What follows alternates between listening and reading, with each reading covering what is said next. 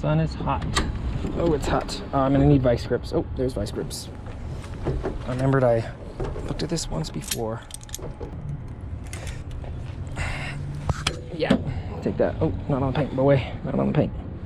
Be soft there. That'll work. All right, looks like it's probably got a new mass airflow sensor from the color of the plastic compared to the rest. Intake manifold was replaced at some point due to vacuum leak. So, might be lower intake manifold. Wow, man, this is a big engine. What's that? That's a V8, wow. Goodness. Why does Infiniti do stuff like this? I used to work on Infinitis at the factory, in Nissan and Infinitis, and their design was always just like, wow, like, it seems like you just went overboard because you know somebody's gonna look at it who doesn't understand cars and think this is cool. All right, so here's the car. We actually couldn't get it started, but it wasn't my jump packs issue, I don't think. It sounded like it wasn't getting fuel, just nothing was hitting. So I'm like, oh, we'll check fuel pressure, but classic like Infiniti, Nissan. Oh, that's what I was saying too. Infiniti seems to design stuff that just like looks good to people who don't understand cars very well. Like, ooh, a lot of stuff going on. But anyways, classic Infiniti, Nissan situation. I'm like, let's just check the fuel pressure because it's a 94. I can't put a tool on it. And there's no valve on this fuel rail. There's a rubber hose going between, so I can at least put something on there if I need to. So what I'm gonna do though is, it was cranking fine, but only for a few seconds. I'm gonna charge this battery because it was cranking on my jump box. So I'm gonna charge the battery and come back on Monday or Tuesday and put the new battery, charged battery in there if it holds a charge. If not, it's a year old. It's 13 months old, so we'll warranty the battery. And it's from Costco, so I've got a 3-year warranty. That's nice. That's where I buy a lot of my batteries. There are AutoZone, I buy them at both. Just depends on, anyways. But I know it has a vacuum leak from what he's telling me. He replaced these gaskets and it still has a vacuum leak, but he actually knows quite a bit about cars, so I'm very confident saying, yeah, he knows what he's talking about. It has a vacuum leak. Obviously I can't say no because it wasn't running, but I trust him enough to start there when I come back is what the point I'm getting to. So when I come back, we'll start there. If I can get it running, it's supposedly surging pretty bad, enough to kill it. So at least it's got a drive-by cable, so I should be able to open that throttle body, give her some juice. He did actually replace the mass airflow sensor, so that was right, but maybe it was those cables that gave it away more than anything. Yeah, so I'll come back and find that vacuum leak. Apparently it's in the backside there. He replaced the intake manifold gaskets and that didn't fix it. So might be lower intake, might be something else. Injectors were replaced about a year ago and it just hasn't been running since then. So that's the plan. We'll update you when we get back.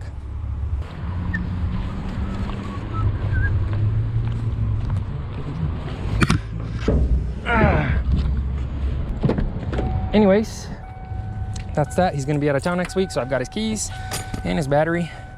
Good thing I'm an honest person. It's not like this car's running anyways. I am hot, super hot. It's 98 degrees. I think got up to like 102 today and tired. I've been out all day in the sun. I'm gonna order a beach umbrella or buy one this week, and that's the first part of this job well done. We'll be back next week to finish it.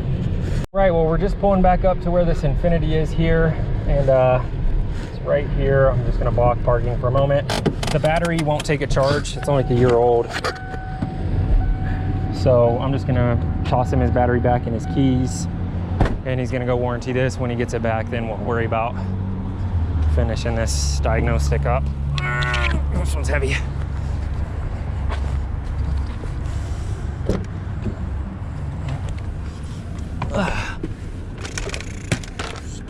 Gonna hear this guy's got an old Corvette too that he's working on. That'll be cool.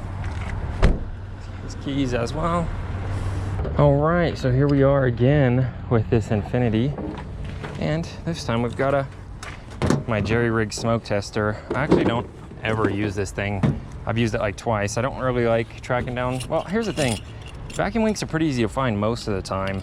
I've used this once on my own vehicle that I bought that wasn't running because the person I bought it from apparently gouged the backside of the intake manifold with some sort of screwdriver or something. I knew the leak was from that area. I just couldn't figure it out. And in this case, I mean, normally if the vacuum leak's big enough, like in this case, it's so big that the vehicle is not even running. Like, it'll stall out.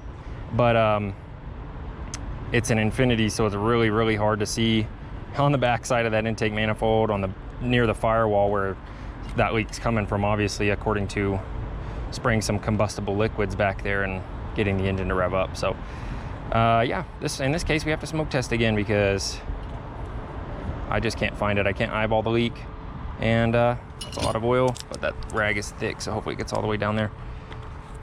Yeah, like I said, pretty jerry-rigged, but I'm not going to pay 150 bucks, hundreds of dollars for a smoke tester, and I use it like once a year maybe. So clean that up. Let's get that baby oil over my hands. It might be good for that toolbox. Might not be. I don't care. It's out in the sun all day anyways. Guess we'll see if that area stays cleaner longer than the rest. Maybe it'll strip the paint off. I used to clean my toolbox with those grease rags, but it actually started stripping paint off of them. So I was like, never mind. That's probably mostly just dust from the air and the sprinkles and stuff. Sprinkles. All right, smells like a baby. Luckily there's an extension cord here. If not, I was just gonna buy a Milwaukee little battery powered soldering iron, but I may, if I have one of those, I may want to use it in the future. And this is pretty tough on those soldering irons. Okay, it's 2 cars down. We've got to hook the battery up, and the keys are in it. And oh, that's what I was saying. Luckily there's an extension. There's an outlet close by, but it looks like it might be just longer than my 1 extension cord, so good thing I brought 2. I guess the question is, do we have power here? We shall find out. Hopefully. Yeah, we've got power.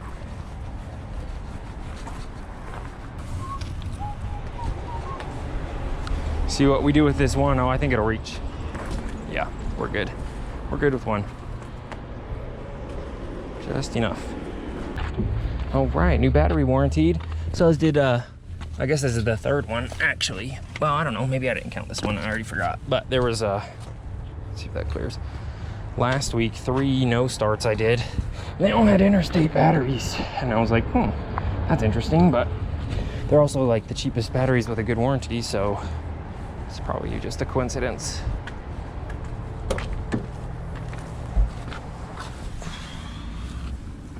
All right, that was already popped. Oh yeah, this hood isn't working very well. I think he left some vice grips under here. I should offer to replace his hood struts.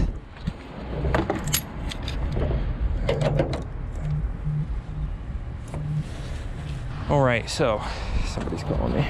Not sure who that is. All right, so initially I came by. The guy said, hey, my car isn't starting. And I said, yeah, I can take a look at that for you. I said, we can do, you know, a couple different levels of diagnosing. And obviously some are cheaper than others. So he said, I just want to have a general idea. I do a lot of the work on my own vehicles. He actually has an 88 Corvette or an 86 that he's rebuilding.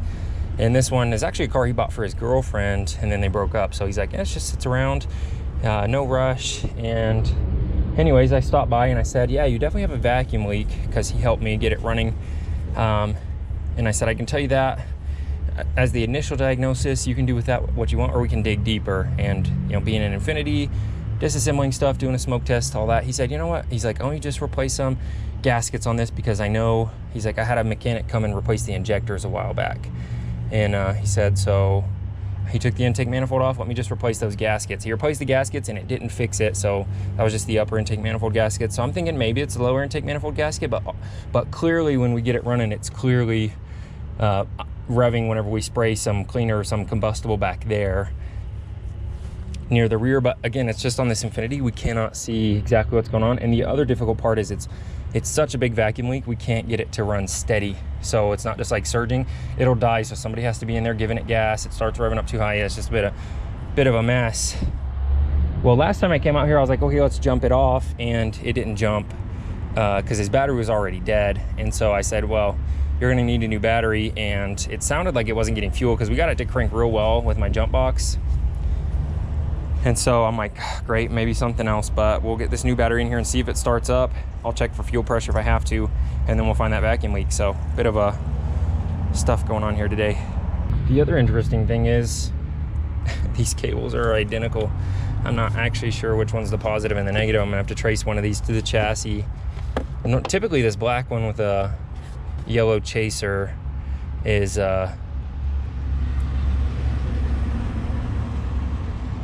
typically that's the ground.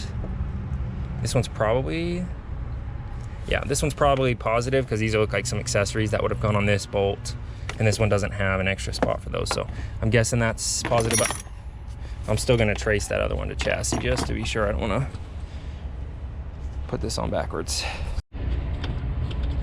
All right, got this bracket on just hand tight, and let's double check that ground here. Chassis. Yeah, this is definitely ground. It's grounded right there. Let's see, I brought my cleaner because I assume that these terminals are gonna be corroded. And they're pretty oxidized, nothing crazy, but definitely worth cleaning. Scrape a fresh layer out of there. All the tools I use are in the description. People always ask about this one. This one's pretty, terminal's pretty worn out, so maybe we'll replace that terminal for them if it's not feeling like it's gonna connect well. You could see why I wanted to come early in the morning, because the shade's just almost touching me, and it's on this side of the hood. In the afternoon it gets underneath the hood and it's hot. I actually just got a big old beach umbrella I'm gonna start using because this summer seems to be hotter than the last one.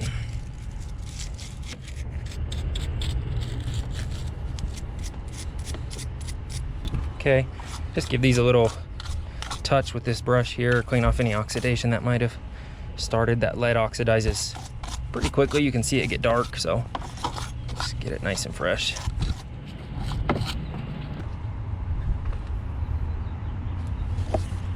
See how I'm supposed to pass this over first. Probably like that. Let's get some silicone paste. We'll do just get some on there to prevent corrosion. Not enough to insulate that. Still is gonna connect just fine. Figure out the best angle for this before we tighten it down. Something that you want to think about. Maybe gonna be easier to tighten it just straight off the side there.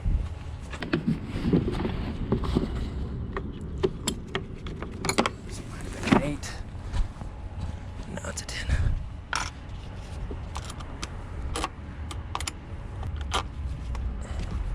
And you don't want to over tighten these, just tight enough so they don't spin by hand when you just twist on them a little bit. You over tighten them, you start crimping the terminals themselves. They become harder to put on the next time. And I've actually seen cases of people squeezing their posts all the way off. Just completely, they look like they got twisted off, but just too tight over time. Once this is on, we'll give it another little spritz of silicone just to keep it from corroding on the outside here. That's it, that's all it takes. Oh yeah, I got my glove. Tore it right off. You can see how this terminal is actually like bending over in one direction and twisting. That's because these are lead, and lead's pretty malleable. And that shouldn't have had to happen. Maybe this terminal is really old and it just was, you know, hundreds of tightenings, but I doubt it. Usually that happens because somebody just goes tighter and they don't feel like the bolt's tightening up. But that's why you need to just tighten it till the terminal stops spinning. In this case, I put it on tight enough. You don't want to tap on them either, because that can cause cracks and acid and corrosion can come up. But you know, this one's already tight enough by hand. I'm just gonna tighten this down just a little bit, but you should never really have to bend that material there. And then that's all you need.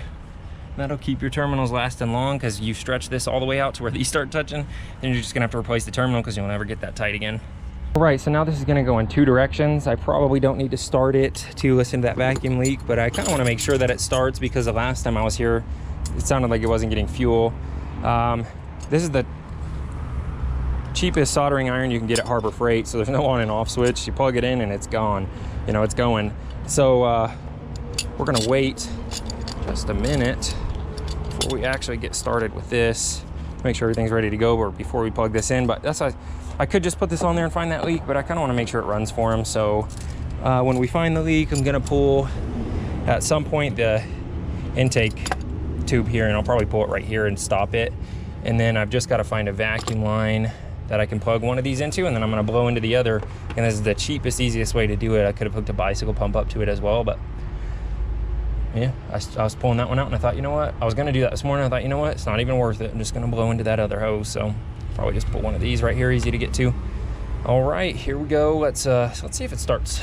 Plus, I was like, what's going on with this mass airflow sensor? It looks like the cheapest part I've ever seen, and he replaced the sensor and that didn't do it, so he fixed the wiring. So I'm like, shoo.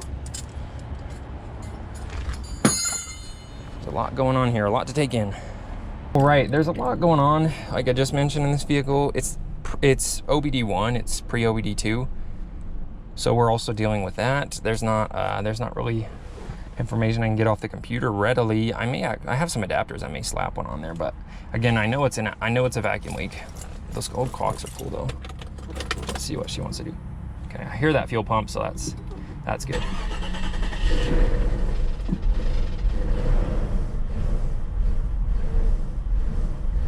Yeah, so that's me gassing it. And it looks like maybe last time my jump box might not have had enough voltage to get the computer going on everything, turn that fuel pump on. I'm not sure, but this time it started up easy with this new battery. Let's see if I can get it to just sit still at a certain RPM, not surge to death. It is drive-by cable, so I may be able to scoot up there quickly enough to keep it going by hand and then see what we can do. But yeah, I don't know if I'm gonna be able to get up there quickly enough. That dies fast. So anyways, that's going. In fact, I don't really need to. I've already done the spray test. I know it's in the back. Let's do a smoke test. Hose clamp was underneath. I was like, how do you tighten that up underneath there? That's good, it wasn't actually tight. Okay, that one's not either. We'll just pull this out real quick. I'll probably pull the whole section out, like I said. Well, then I'll have another thing to plug this. And then maybe these, that's fine. That's a few things, no big deal. Oh, there's one down there, maybe, I don't know, we'll see. I'll show you what I do. What do we got, 2 throttle bodies on this?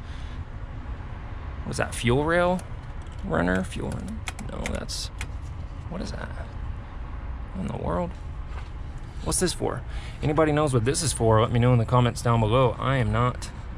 Oh, cruise control. Okay, yeah, this is master. Okay, this is master cable here coming from the, no, this is master here coming from the pedal, which always actuates the throttle body there, and then cruise control, boom, works them both. Interesting setup for cruise control there. I forgot something, it's always something. So a combination of rags and gloves, rubber gloves, are gonna stop this up for us today.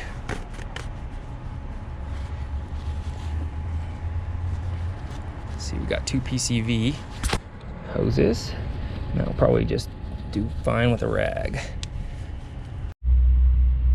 Well, 3 paper towels didn't even end up being tight in there, but I slapped that glove on top of it anyways, making me realize didn't need any paper towels in there. So that's it, stopped up, PCV here, there, and these 2 vacuum lines put back together.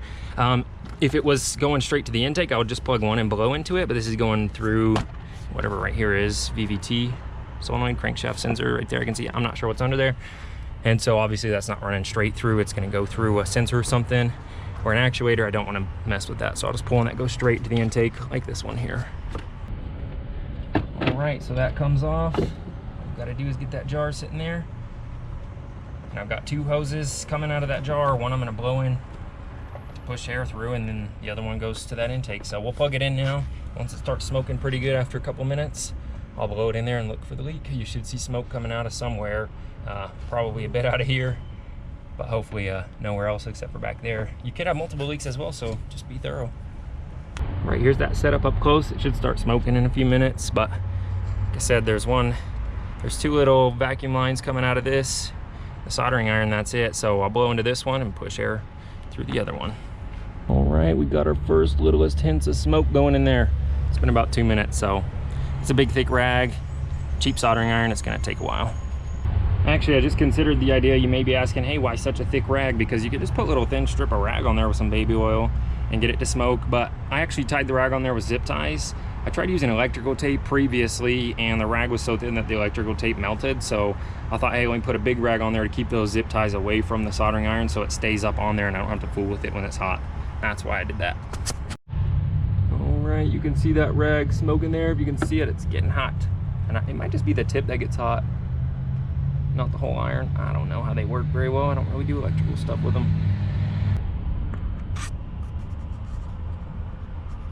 All right, we're about ready to push some smoke into there.